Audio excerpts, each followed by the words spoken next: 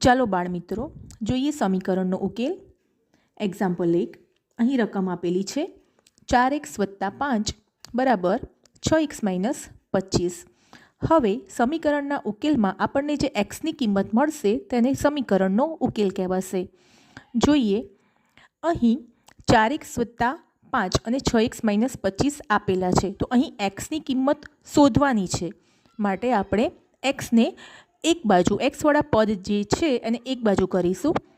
તો અહીં 5 ધન છે બરાબર, એને આ બાજુ રહેવા દઈશું અને બરાબરની બીજી બાજુ જે -25 છે એ બરાબરની આ બાજુ આવશે, એની સાઈડ બદલાશે તો માઇનસ છે તો પ્લસ થશે.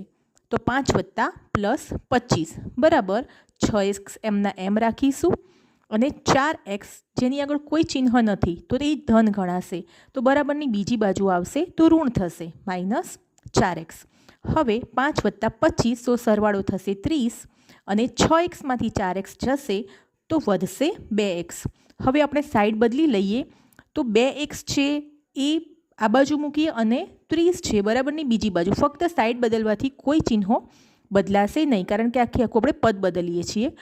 2x = 30 એટલે હવે x બરાબર 30 અહીંયા એમના એમ રહેશે. અહીંયા એક્સની બાજુમાં 2 જે સહગુણક તરીકે આપેલા છે તે ગુણાકારમાં છે, બરાબરની બીજી બાજુ જશે તો ભાગાકારમાં આવશે.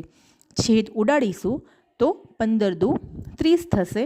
માટે x બરાબર આપણને ઉકેલ મળશે 15.